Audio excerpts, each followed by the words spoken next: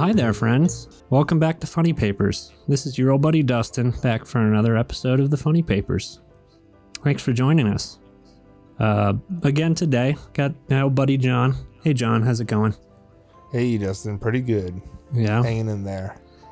Yeah, like a lot of us, we're hanging in there. But you're hanging in there harder than most right now. I have to disclose to our listeners that you're coming to us in a different position. That's right. Yeah, it's kind of like a horizontal position. That's right. I'm reclined. Yeah, which It's pretty. is not a bad way to go. John's currently coming to us from your bedroom, right? That's right. I no longer have access to any other room. So yeah, John, when we do this, John's usually we always do a video chat, and when we connected, I came on and John was laying on his back on his bed with a microphone sticking in, so it's a little different. That's right. I'm testing out some new theories on podcasting, where you're just much more reclined. Yeah. And I think it's really going to come through for the listener. They're going to really know, you feel the relaxed nature in the voice. Yeah, well, you know what? This show's all about having fun, right? There's nothing better than fun. That is often true. There is such thing as too much fun, though. Yeah, everything in moderation, right? Especially moderation. Uh-huh. Bing, bing, bing, bing. Well, I didn't intend on starting it this way, but that's all good. I mean, the real question I had for you, and usually I like to try to catch up with you when we come on together, but... Well, that's pleasant. The small talk's important. Yeah, but, we'll continue some small talk. Yeah, it's polite. Thank you. But we've been talking about, you undertook a woodworking project, and... That's right, I built an ark. Oh, never mind, sorry. Yeah, you built yourself a coffee table. You really went into kind of your carpentry skill there. Yes. Though part of my carpentry skill was making 0 cuts on this table, because I'm so skilled in carpentry. I was able to go out on the streets of Los Angeles and find a discarded piece of wood. It was like trash day, so there was a lot of that.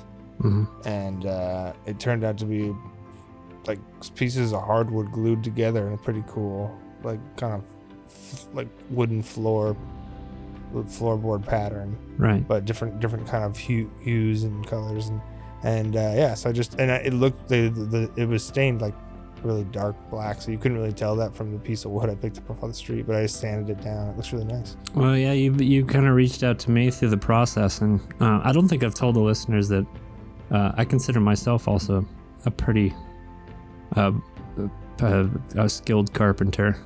He's like Jesus. Well, I wouldn't say that. I don't have the beard. Well, but no, I was impressed with the piece of furniture that you came out with, and having just used found objects, it was pretty good. Well, okay, to be fair, the legs, which are those like I try to do like mid-century modern feely look, I bought on Amazon. They were like the hairpin metal, just a loop of metal for the legs. So those weren't really found so much as purchased, but it's okay. The tabletop was a found piece. Yeah, well, and using reclaimed wood and lumber is kind of it's a different form of recycling. Great. Upcycling.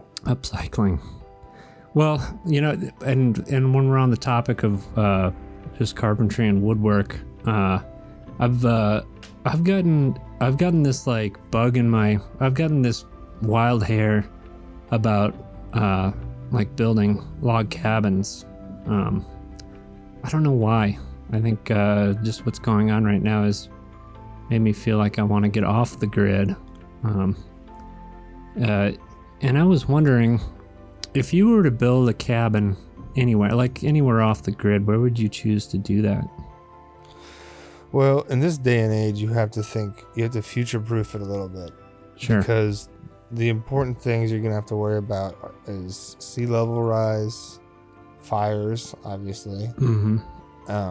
Especially water, how you're going to get water, because water is going to be more scarce. And just population, how many people are going to be where you are.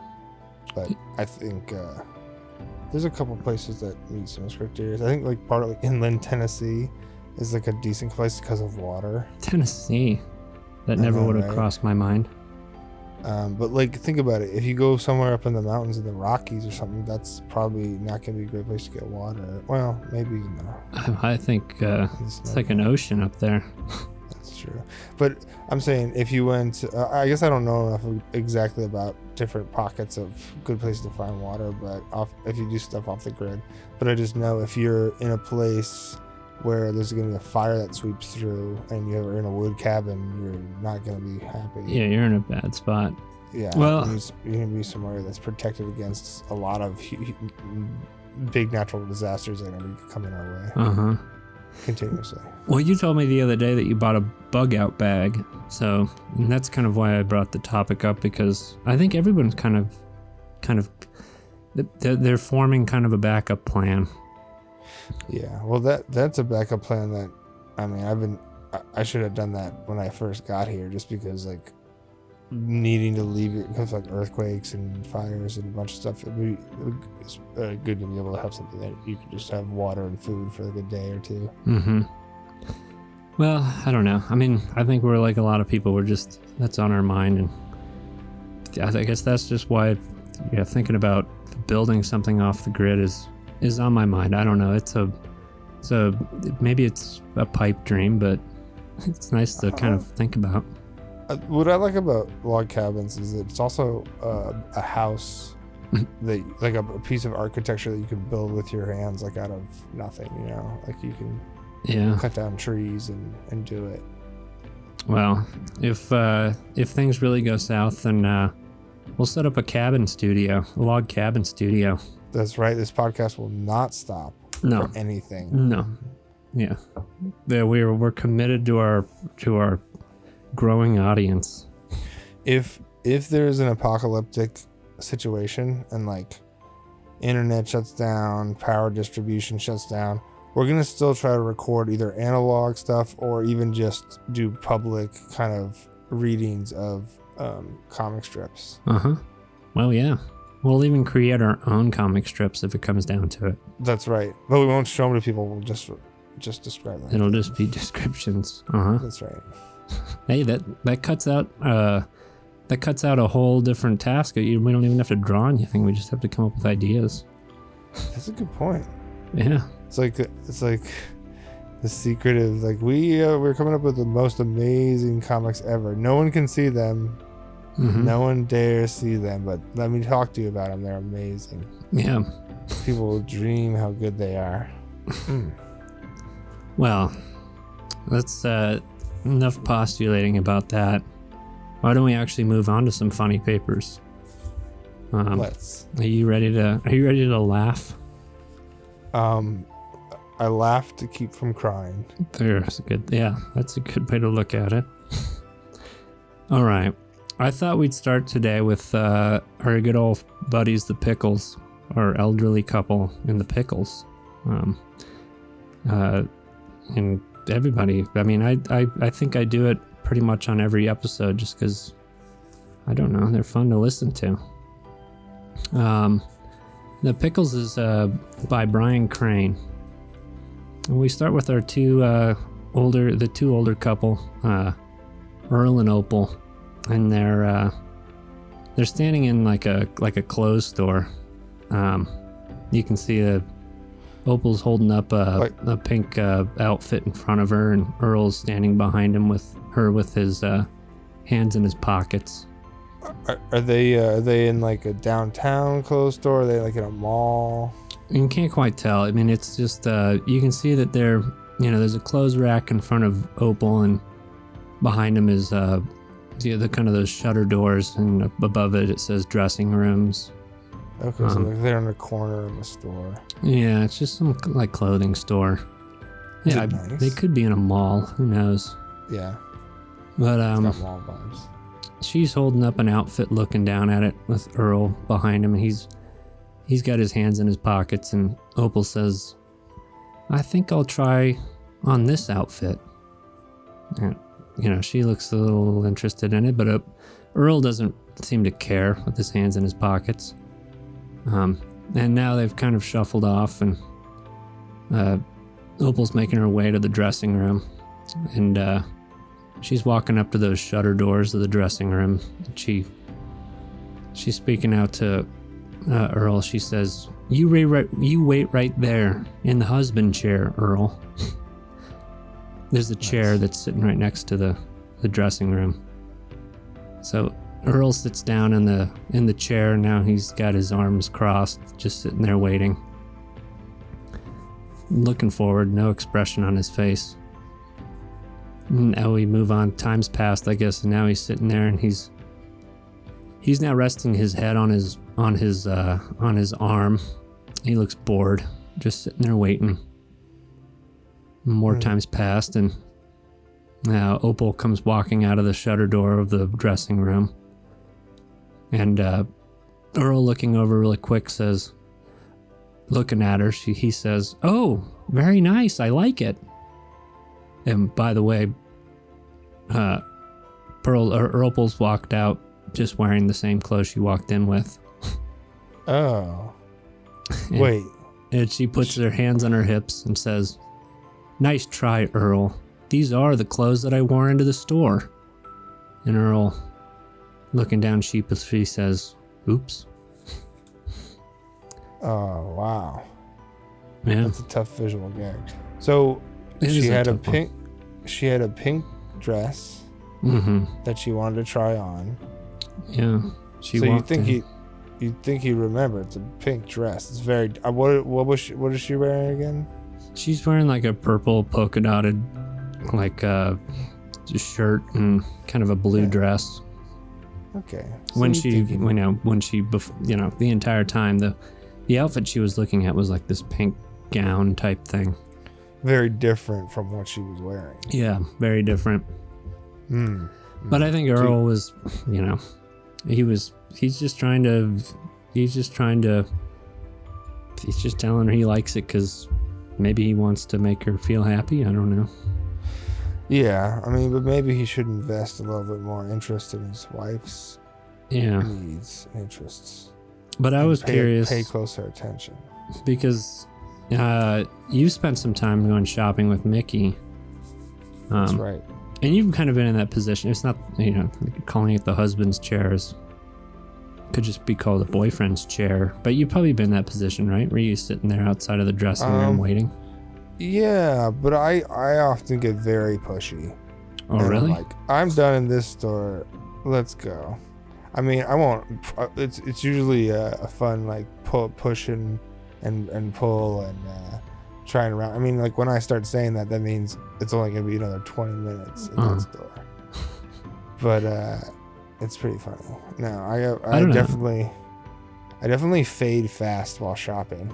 I could go hiking for hours or walk around the city for hours, but in a mall, I'll after 30 minutes or 40 minutes, I'm like, oh God, I'm gonna die. It's like climbing a mountain. Yeah, I can relate. So you get more exhausted walking around shopping than you do on an actual strenuous hike.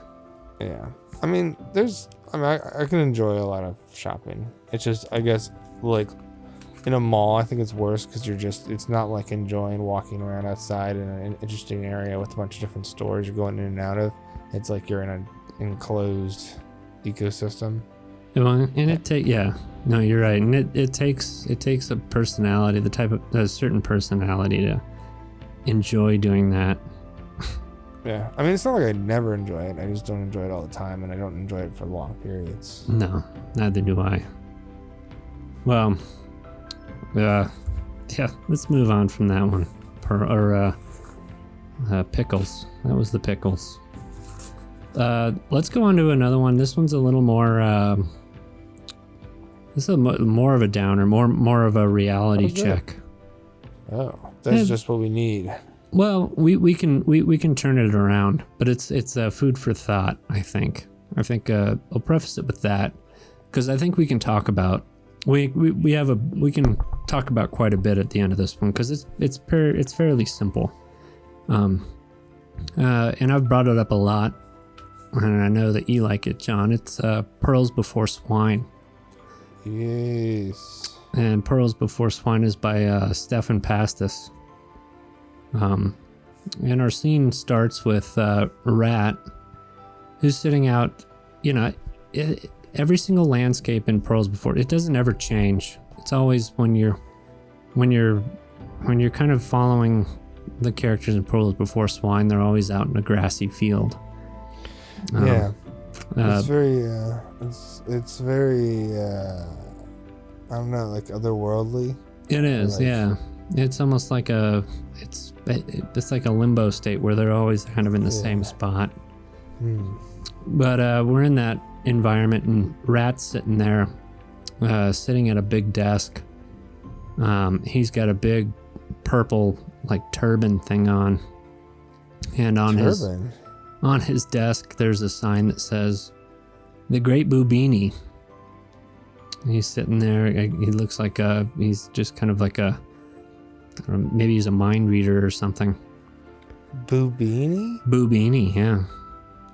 I don't know. That's made the Boobini. That's his name, I guess. So I don't hate it. No, it's not bad. I've heard worse. But up walks Pig and Goat. The Pig walking up, looking at the sign, so asks Rat, "Hey, what are you doing, Rat?" And Rat responds, "Predicting the future. It's just $5. Now, Pig's produced some cash out of whatever pocket he has. I mean, Pig's not wearing any clothes, but he's got cash on hand, I guess. I don't want to think about that too hard. No, there's no reason to. Yeah. I mean, it's a cartoon. We don't have to go into orifices. No, I would hope what's the not. plural on that? Well, he's pulled cash from somewhere, and he's holding it out up towards Rat, and he says, "Oh, okay, tell me what tomorrow will be like."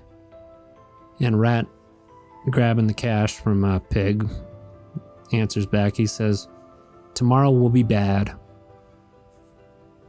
And now the cash exchange has been made, Pig has another question. He says, what about the next day?" And Rat, otherwise known as the Great Boobini, responds, "Bad." And the Pig asks again, "Day after?" Boobini says, "Bad." And Pig starts and he says, "Day af," and the Boobini interjects and says, "Bad, bad, bad, bad, bad, bad, bad." He's just predicted every single day ahead and saying it's bad. And the Goat, who's been standing there watching the whole exchange, looking up, Rat looks down at Goat and says, "Predictions never have been easier today." And that's Pearls Before Swine. I think it's a comment on kind of today, what we're living through. Yeah, that's fair. It's like you don't see the light at the end of the tunnel anytime soon. Yeah, well, and that's what Pearls Before Swine.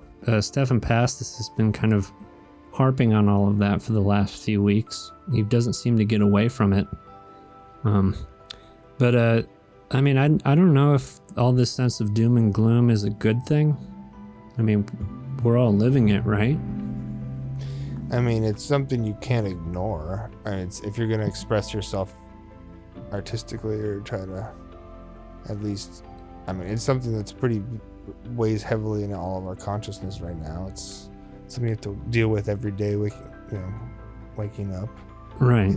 It changes all your plans, how you interact with everybody. Mm-hmm. I mean, I guess what do you see in the future? I mean, it can't all be bad. I mean, I know things are bad right now, but there's got to be, for our sanity, there's got to be something to kind of look forward to at least. I mean, do you have anything that you're seeing in the future to look forward to? I hope you do. Well, of course. I mean, I find joy in the small things in life. That's what keeps me childlike and happy. Yeah. But I'm on the big time scale.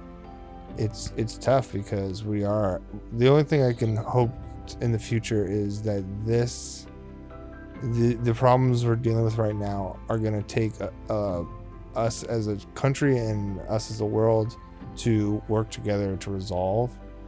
And if that is the way if people realize that and then like shift their focus into thinking that's how we can deal with large problems, that would be amazing. And then because climate change is going to be much worse than like a pandemic as far as in the long life-changing problems.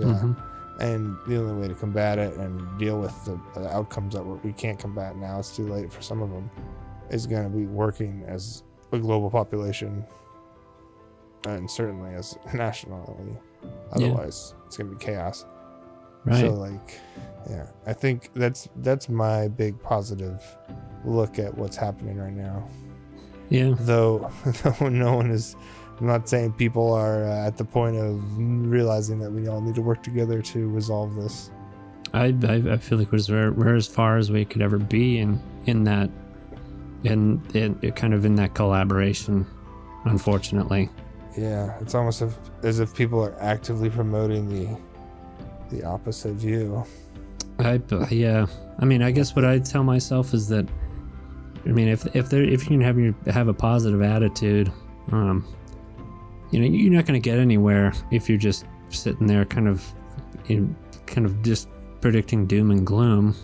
That's what I take from it, that it's, I don't know. I don't think it's healthy to just feel like your future is doom and gloom. I think you have to look towards, Yeah.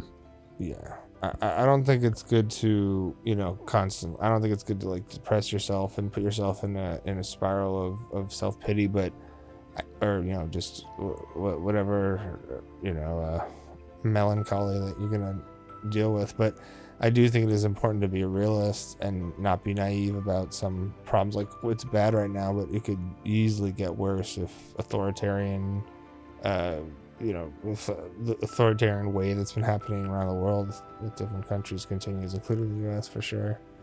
And if people continue to ignore the virus, and it's gonna literally gonna get worse. So it's not something. I think there's a balance. Like, you have to be positive and you have to work towards the positive outcome that you want. But if you ignore the realistic outcomes that could make it worse, then you're gonna end up living those. I agree. I mean, as crazy as it sounds, though, I feel like after coming out of what we've been going through the last 7 months, that there is going to be some good that comes. It may be hard to find, but I think it could be there. It could be. At least that's what I like to tell myself. Outdoor dining would be awesome. Just keeping outdoor dining everywhere on the streets. Yeah, a better kind of just understanding behind, I think maybe a lot of people will end up, if they're sick in the future, they'll be more conscious of that as opposed to just kind of going out willy-nilly. Yeah, sneezing on me. Yeah. Get out of here, sneezer. Yeah. Okay. Well, that was good. I'm saving the last one's going to be really philosophical, so gear yourself up for that one. This next one's is pretty simple. It's a quick one. Oh, okay. That's what it's a teaser. That's what I guess that's what they call a teaser. Just stay tuned. You get the philosophical one at the end. That's right. Though you probably should have said that at the very beginning of the show. Sure. True. Yeah. Well. And then every 5 minutes after that. This is a different kind of show. So I hope you're still psyched. In 25 short minutes, you're gonna get the most philosophical cartoon reading you have experienced. In the meantime, here's Garfield. Here's Garfield in the meantime. Oh, okay. This one's simple. Our old buddy Garfield, and Garfield and his owner, who shares your name, John. Me?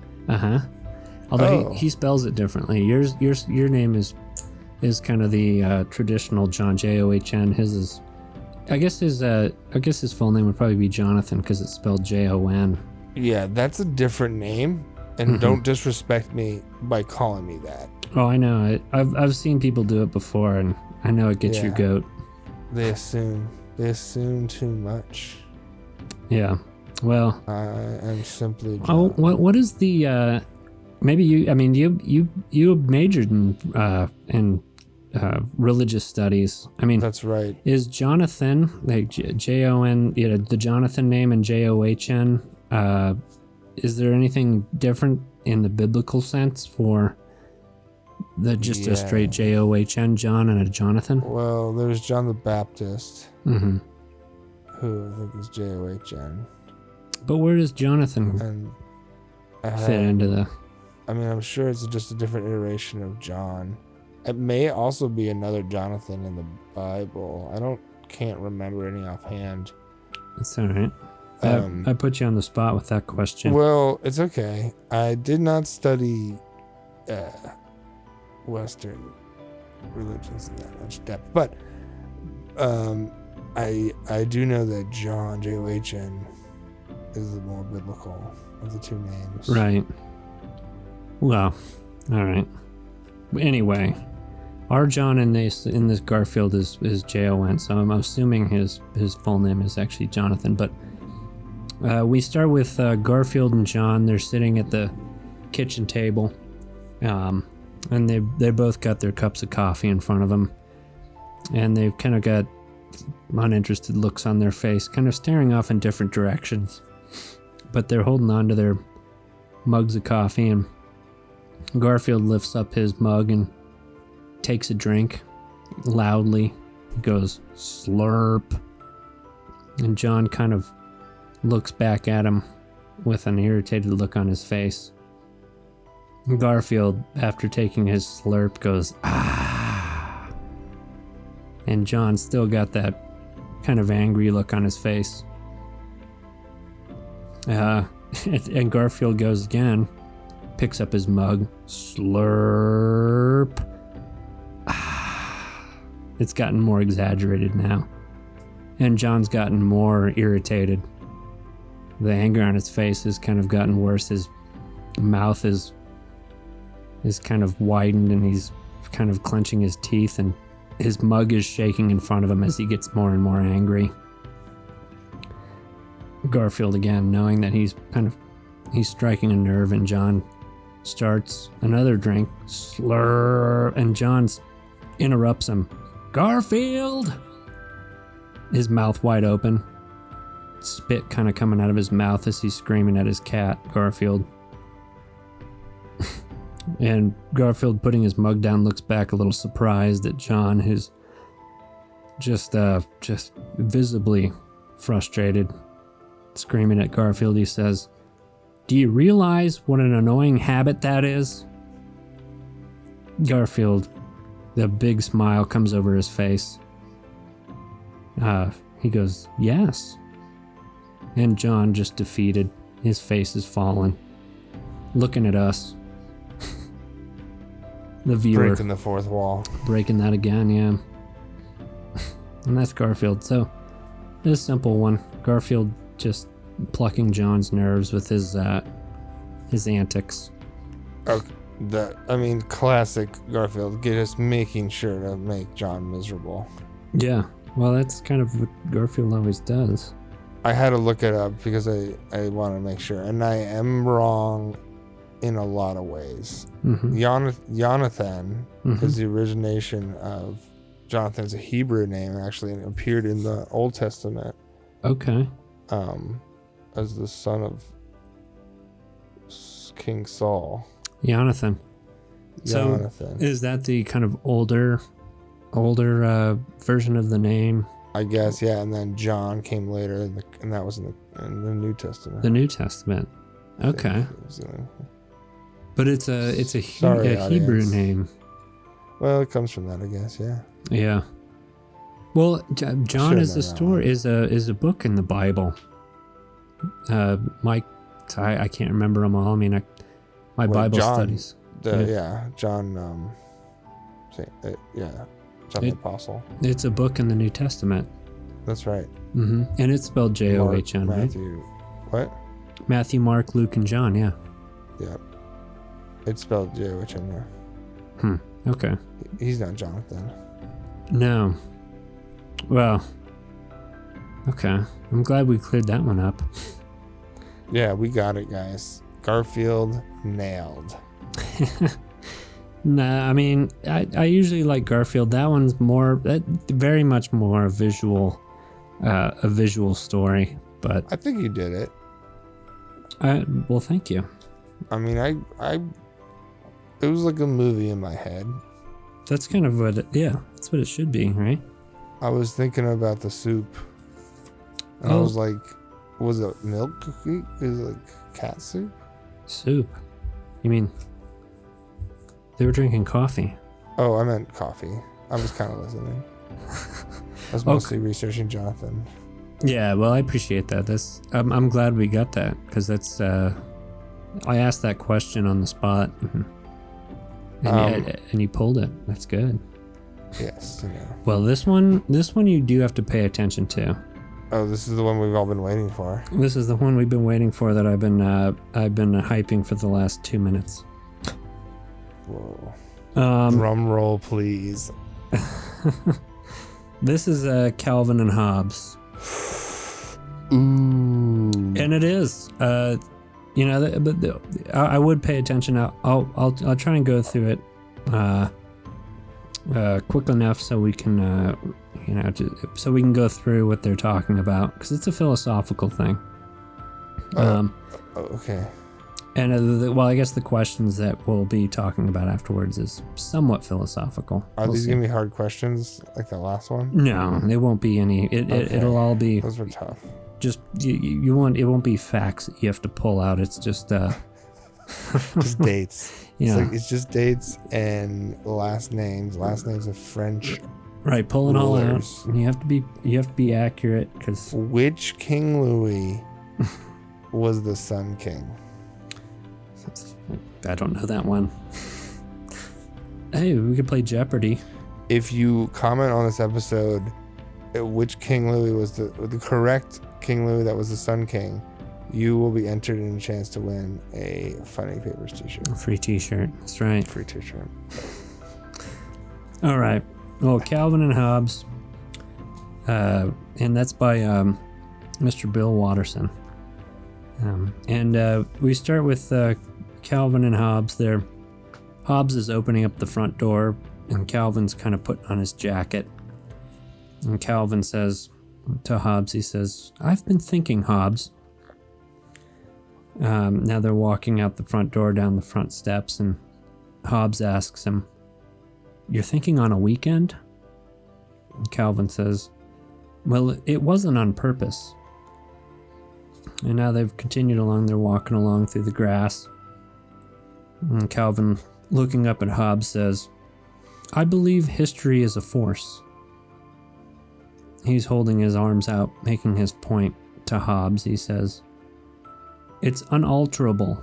It's an unalterable tide sweeps all people and institutions along its unrelenting path. Everything and everyone serves history's single purpose." And they're continuing their hike. They're kind of They're kind of tiptoeing down a hill. Looks a bit steep. But Hobbs asks him as they're carefully walking along. He says, "And what is that purpose?" Calvin responding, "Why, to produce me, of course. I'm the end result of history." They've stopped, and Hobbs is kind of pointing at Calvin, asking him, "You?" Calvin, going on with his point, says, "Think of it. Thousands of generations lived and died to produce my exact, specific parents, whose reason for being, obviously, was to produce me." And now Hobbs is kind of helping Calvin up onto a big rock. He's got his hands down and lifting Calvin up onto this big boulder. And as he's being lifted up, Calvin says, "All history up to this point has been spent preparing the world for my existence." Hobbs kind of looking up, he's a little skeptical, but he says, 4.5 billion years probably wasn't long enough." And now they're standing up on the boulder. Calvin's got his arms crossed, looking up confidently with a smile on his face. Says, "Now I'm here, and history is vindicated." Hobbs next to him is leaning on the rock with his hand on his hip, looking a little skeptical, says, "So now that history's brought you, what are you gonna do?" And we cut entirely to the two of them sitting on the couch, just laying back, cracking up, just crying, laughing, pointing at the TV in front of them that's bouncing up and down off the TV stand. And it's out of the TV says, "Oh, you wascally wabbit." Nice. As Calvin and Hobbs. So, yeah, I mean, Calvin's opinion is that all of history kind of came about to produce him. And that was... He's like a young Donald Trump. Yeah, actually, that's kind of funny. Right down to the Looney Tunes. I think it plays into, right down to the Looney Tunes. I mean, I think the point plays into, like, what is our purpose? I mean, it makes you think, what is life's purpose? Why are we here? It's a very broad question, and it can open up a whole box of questions. Yeah. I mean, but what are your thoughts just off the top of your head? I thought you said no tough questions. Well, this is one that...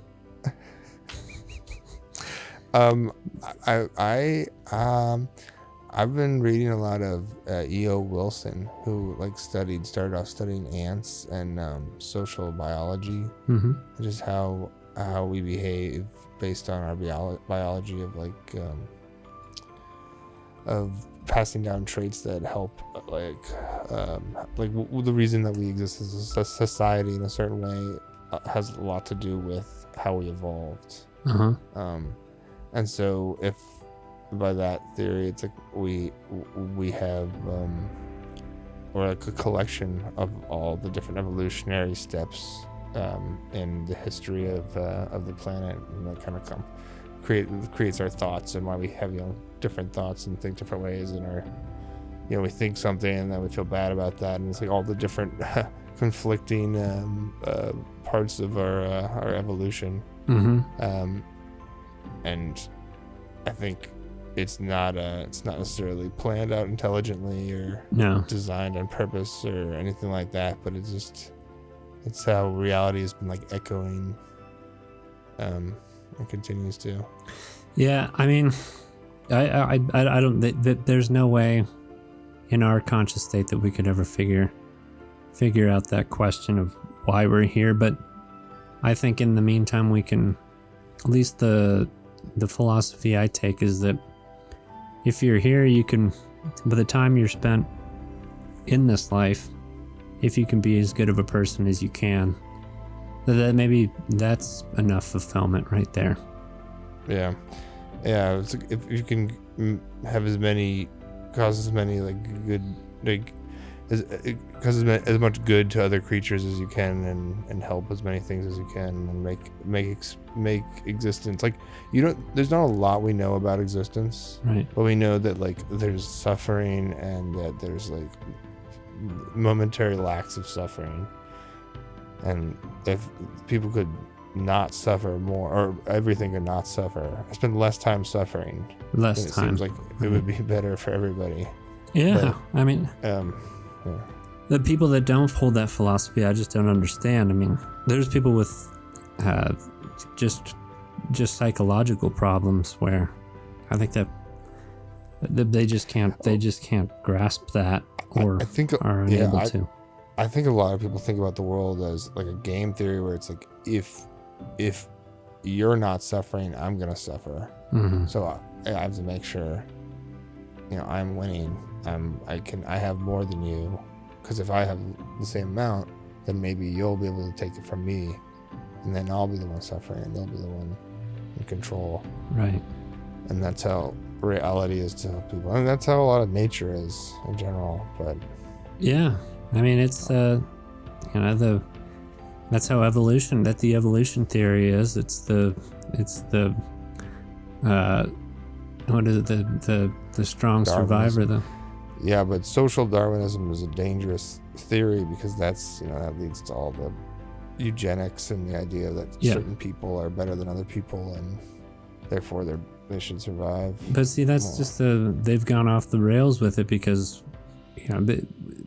we're not evolving. Our genetics aren't going to evolve because we believe one religion or another. It's if you can't go out and collect food or start a fire, then that's the trait right there that defines your existence, or if you're going to exist. It's not about who you worship, or the color of your skin, or any of that. Yeah, and now it's not even that. It's who can survive with, I don't know, make enough money to eat and live. Yeah. But it's it's a complex topic. I think I misled you when I said there was no more thinking involved with this show. Well, you didn't say no more thinking. You just no more hard questions. Tough questions, and then that was a toughie. Probably the hardest one of the show. It was, but I'm glad we had some build up to it. It made it worthwhile. Yeah. Yeah, and I think if I can speak for the entire audience and say, it was great. Well, thank you. Yeah. Well, yeah. That's all I've got for today, actually. What are you gonna have for dinner? Oh, I don't know. I'm on this, like, I went to Trader Joe's. That's right. I shop at Trader Joe's. Oh. I went to Trader Joe's and I bought this very cheap bottle of Chianti. I don't know how to say it right. And so I'm probably going to do some polenta and some marinara. Okay. I don't know if I'm going to put a protein in there. Well, that sounds pretty good. I might need your advice next weekend. We're smoking up some meats outside. Ooh. Yeah. What are we talking about? Well, I'm not sure yet. I need some really good suggestions. That's what's on the docket next week. I know that meats. Smoking foods is it's an all-day process. It should be fun. Mm-hmm. Yeah. Last time I was out there, we did the turkey breast that we brined with the juniper berries for like a day. Mm-hmm. Oh. That was incredible. Ooh. Yeah. Well, see, where you're at right now, you don't even need a smoker. You can just set it out on your porch. That's right. Everything is as you eat your food, you're smoking it. It's a mixture of the smoker. Mixture of carbon dioxide and actual wood smoke. It's a little bit clearer today, actually. It's not an eerie yellow. It's not blotting out the sun as much today. So that's nice. That's good to hear. Yeah. Well, let's wrap it up. Thanks for coming on the show, John. My pleasure. My pleasure. Well, we'll have you on again. Maybe we'll switch it up a little bit. We've talked about a few things coming up, so. If you guys really want a treat, write a comment on this episode about how you really want to hear from Johnny, not me, John, but Johnny, Dustin's neighbor. He'd be a lovely addition to the show. And if you comment, you'll be entered to win a Funny Papers t-shirt. That's right. Well, yeah, we'll keep you informed about the Johnny experience, because that's what it'll be. It'll be experimental. Ooh, you want Johnny on the show, guys. Trust me, you want Johnny. Yeah. You're going to want him. You're going to like the way you look. You're going to love the way you look, yeah. I guarantee it.